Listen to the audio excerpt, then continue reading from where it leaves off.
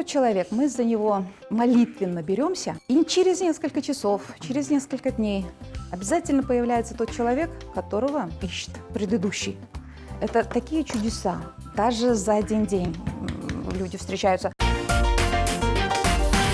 Здравствуйте, уважаемые телезрители! Исәнмесез, кадрлі дуслар. Вы смотрите программу «Секреты татарской кухни». И сегодня у нас в гостях председатель общероссийской общественной организации «Союз мусульманок России» Наиля Ханум Зиганшина.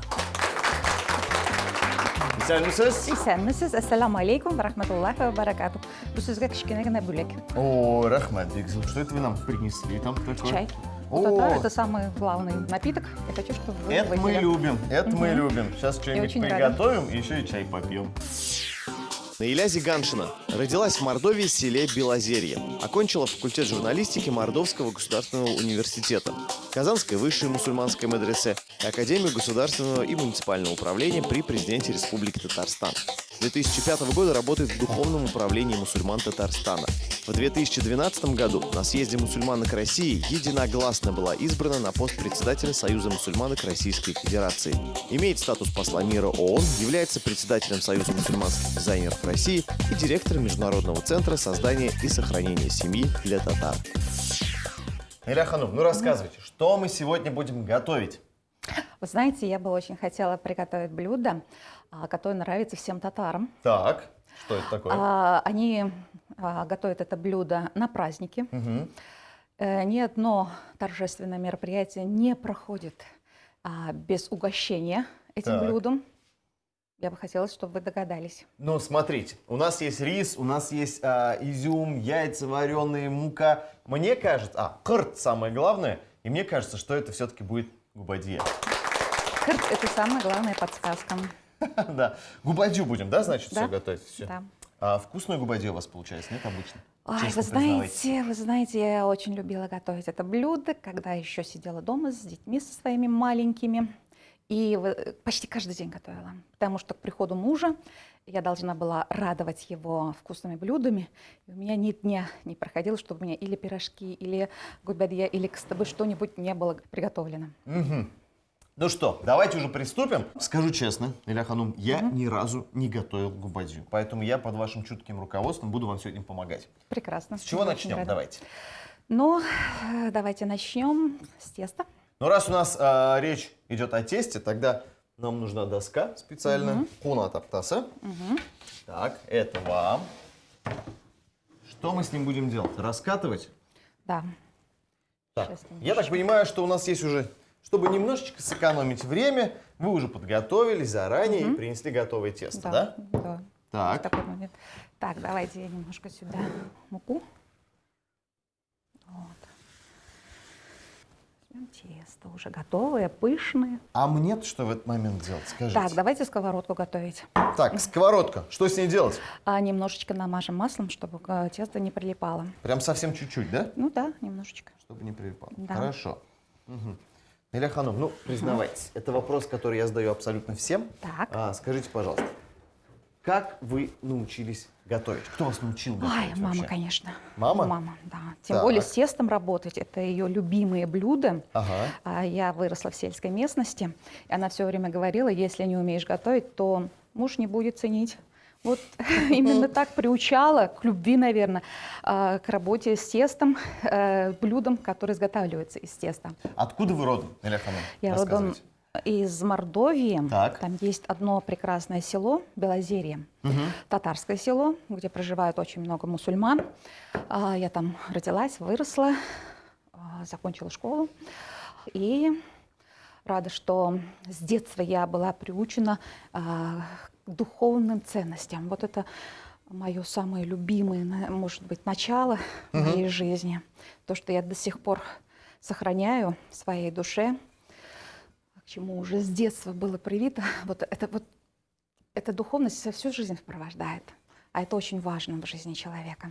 Я намазал, смотрите, сковородочку, Так. маслице. Может быть, с яйцами пока что-то Да, сделать? конечно. Давайте возьмите терку. Так, крупная, мелкая, Крупную. крупная. О, вот это работа по мне. Это прям Да? Вот. очень легко Хороший у делается меня всё. помощник.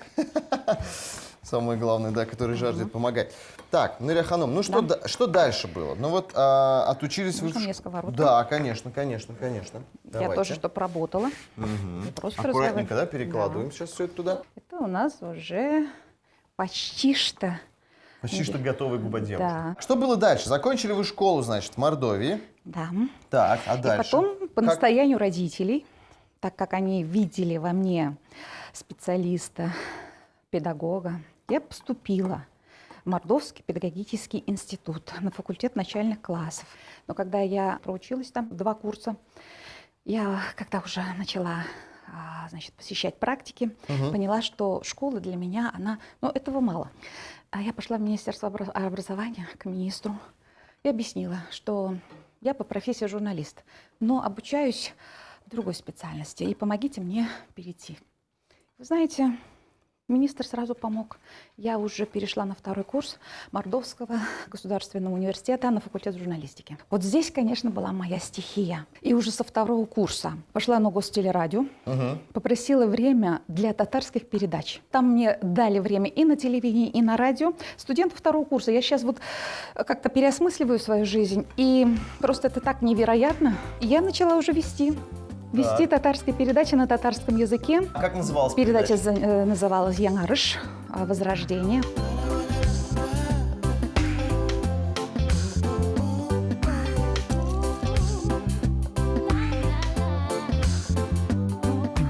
Нурия Ханум, я с яйцами закончил, натер, все хорошо. Я смотрю, вы уже тоже тут разложили. Давайте собирать Да. потихонечку нашу губадью. Да. Так, а о чем общались с гостями этой передачи? Или, точнее, лучше со слушателями, да? Да, самая хорошая такая тема была у нас историческая. Рассказывала об истории сел, о культуре, о национальной одежде, но обо всем, что касается татар, о праздниках, о религиозных праздниках. И самый лучший момент в моей жизни, в нашей практике, можно сказать, вот такой трудовой, студенческой, я считаю, то, что мы, пока вели передачу, добились того, что в городе Саранске, в самом центре города, нам выделили место для строительства мечети. Когда мечети вообще не было. Это какой год примерно, если мы так? Сейчас Помню. скажу. Начало 90-х. А много татар вообще в Саранске, скажите? Около 50 тысяч. Тогда был вот такой расчет. Так, дальше что мы выкладываем? Давайте рис. Рис, отлично. И получается, вы переехали все-таки в Казань, да? Перебрались уже после того, как работали на радио, на телевидении. Я в университете была активисткой. Создала молодежную организацию. И проректор, он был в курсе всех дел, которыми мы занимались. И вот однажды, где-то на 4-м курсе, даже на 3-м, он меня пригласил, сказал, что предлагает еще новую стихию, новую сферу развития. Скоро к нам в университет должен приехать профессор из Казани, из Казанского государственного университета. Это Талгат Абый Галиуллин. И вот когда Талгат Абый приехал, он со мной начал разговаривать на татарском языке. И первое впечатление было, как же вот разговариваете на мишарском, а как вы ведете передачи, а как вы, то есть всю работу продвигаете, если не владеете литературным татарским языком. И я уже приехала в Казанский государственный университет на факультет татарского языка. Ничего себе. Так, Да. Что мы дальше делаем? Давайте мы возьмем яйца. Отлично. Ага, спасибо. Так, а песок есть? Да, конечно. Вот. Песочек. И поступаете вы, значит, в Казанский университет. Довольным слушателем. Так. Вот здесь я, конечно, получила много опыта, нашла много друзей. И так как я встретила здесь свою судьбу, своего мужа, то навсегда учились осталась. Нет, я, вы знаете, параллельно со светским вузом мне нужно было еще такое духовное обогащение. Я пошла в мечеть. Так. То есть записалась на курсы.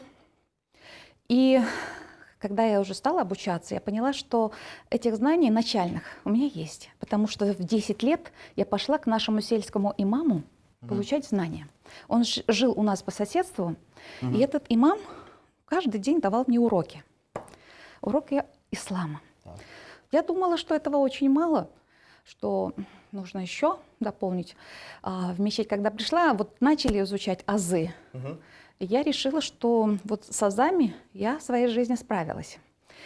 Пригласила девочек, создала себе группу, где-то человек 30. Этим девочкам я сама начала преподавать основы ислама. Но сама параллельно поступила в высшее мусульманское мадресе получать знания. Так, давайте мы сейчас изюм добавим. Мужа вы встретили там? Да, встретила в мадресе.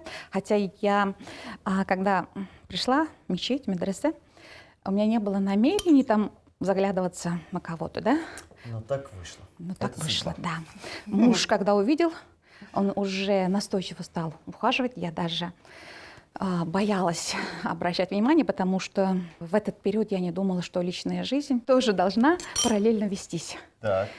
Вот. И вот так через 2 месяца мой муж сделал предложение. Через 2 месяца прям сразу? Да, через 2 месяца. Ну, шустрый. Но у меня была мечта. Я уже с детства знала, что если я выйду замуж, то человек обязательно должен читать намаз и вести нравственный образ жизни. Для меня это самым был большим критерием. Самое первое, что для меня было интересно в человеке, это духовное его богатство, духовная его жизнь и его душа.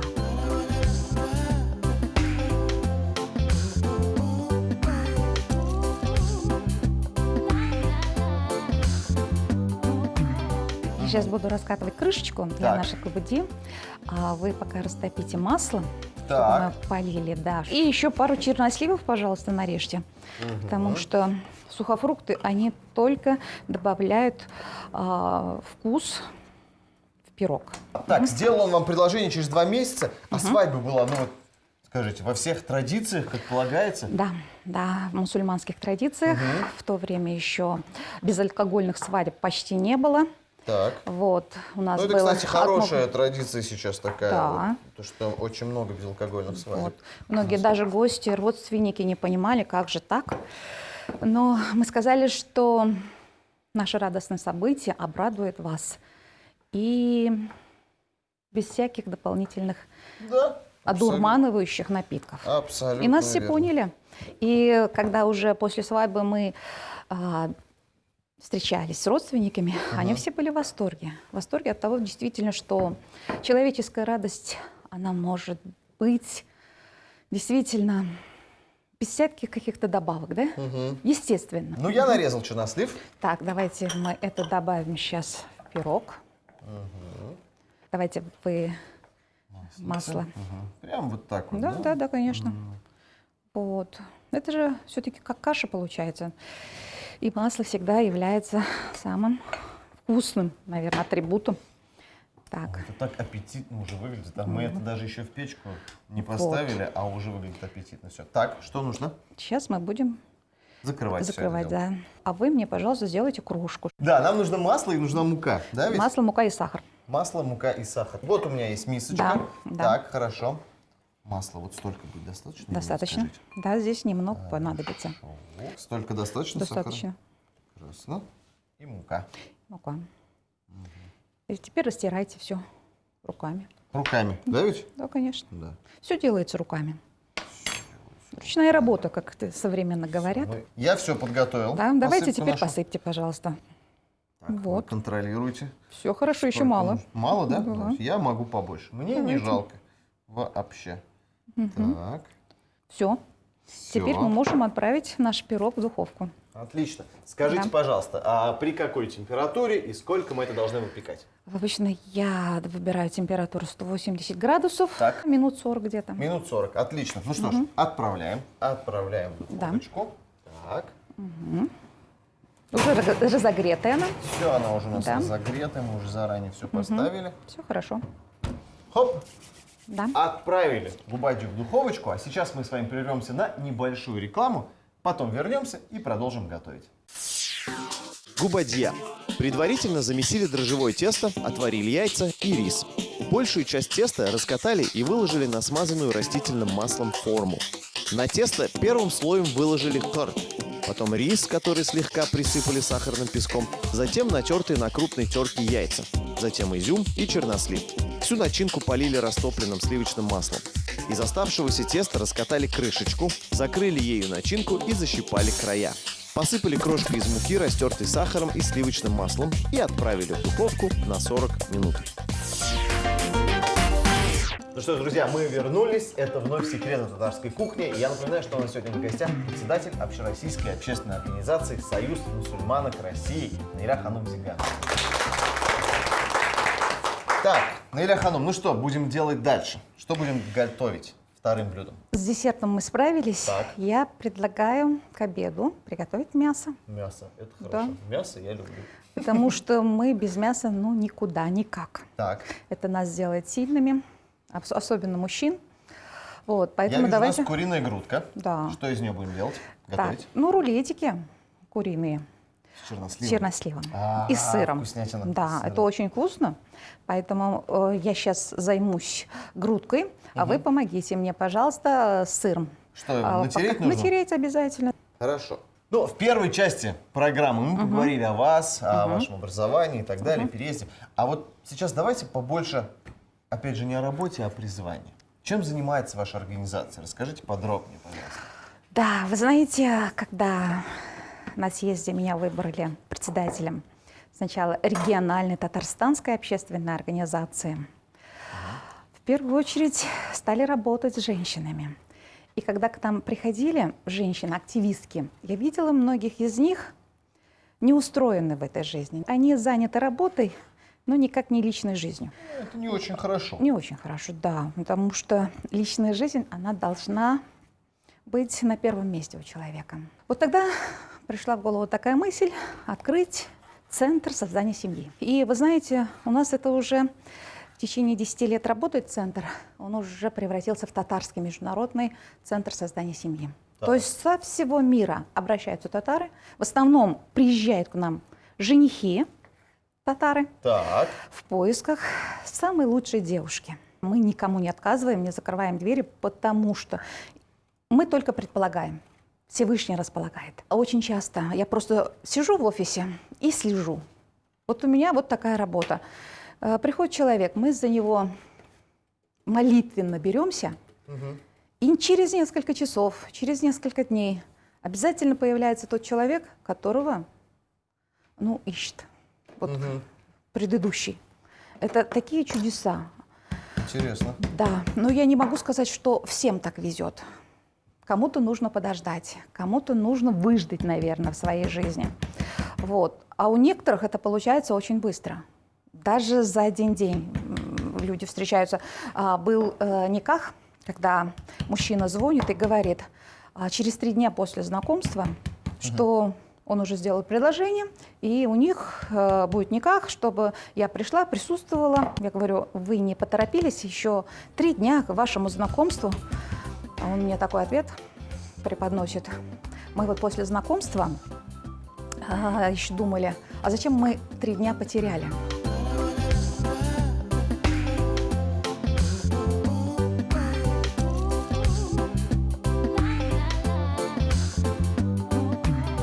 Так, ну я сыр натер.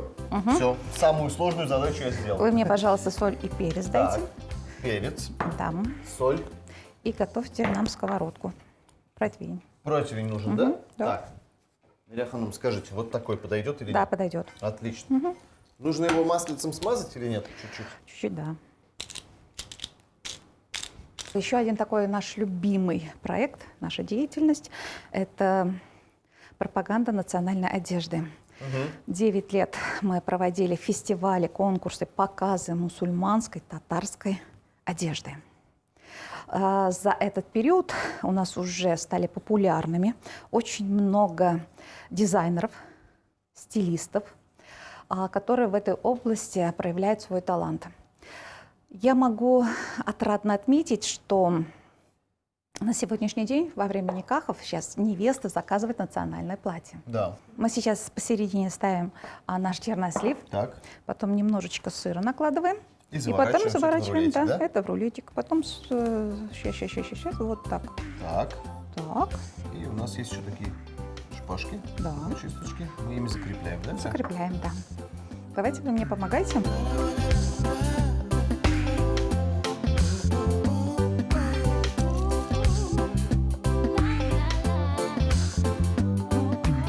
Так, ну что, мы рулетики накрутили. Надо, Да. наверное, выкладывать уже на противень. Да.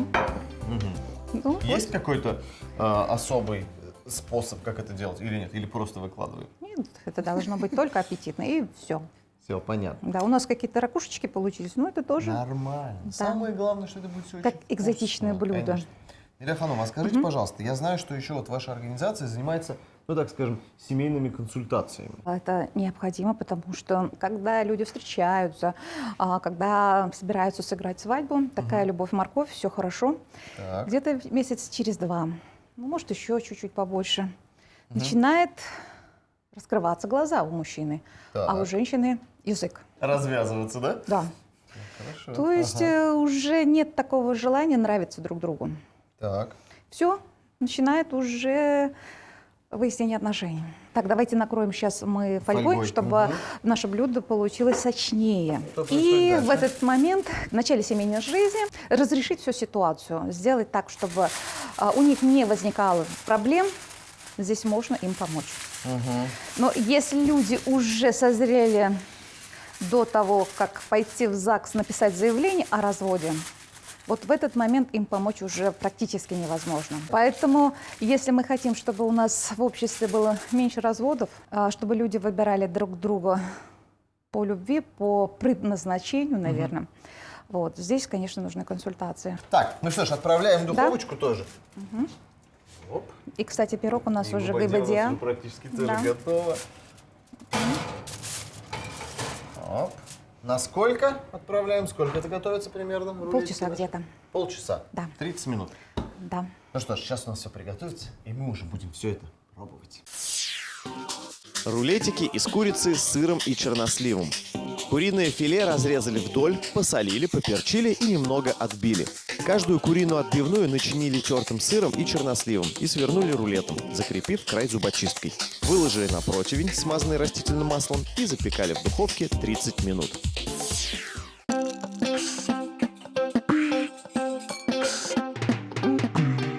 Ну что, Наиля Ханум, все у нас готово.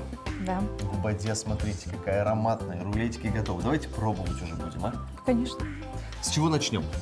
Ну, наверное, с курицей. Наверное, с рулетиков, да? Я вам Давайте. доверяю, вы давайте дегустируйте. Хорошо. Надо резать или прям можно вот так вот, хоп, целиком рулетик? Можно, конечно. Да? Класс. Я тогда буду целиком, чтобы прям весь вкус ощутить. Только вот я еще соусом. Давайте пробуем. Ну как? Правильно посолили, попечили? Сейчас, секундочку. Ну давайте. Проглотили. Вот, хорошо. Как думаете, вкусно или нет? Но по вашему виду, то, что еще Слушайте, улыбаетесь, я довольный, потому что это Довольный очень вид. вкусно. Очень нежная курочка, чернослив, все это очень сочно и... О, это очень вкусно. Это самая вкусная курочка, которую я пробовал. просто в рецепт жизни. очень простой. И тем более, если женщина быстренько с утра даже может на завтрак что-то, это тоже легкое блюдо. Да, абсолютно. Я Порадовать подтверждаю, семью, что рецепт мужа. очень простой. Так, ну что, И у нас уже Десерт. десерт, пирог, гыбадье. Десерт. Давайте. Да, давайте, пробуйте. поближе. Так, друзья, напоминаю, что это первая губадья в моей жизни, которую, ну, я сам готовил. Я же могу так сказать? Мы Конечно. вместе готовили, да? Давайте пробовать уже все. Выглядит это очень аппетитно. Такие ароматы из печки просто доносились, что... Уф. Так.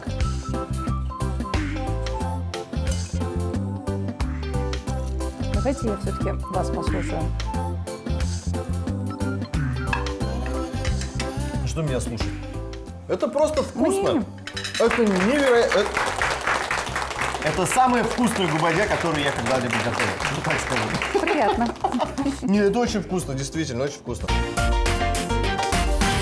Наиля Ханум, еще раз огромное вам спасибо за ваши рецепты и за интересную беседу.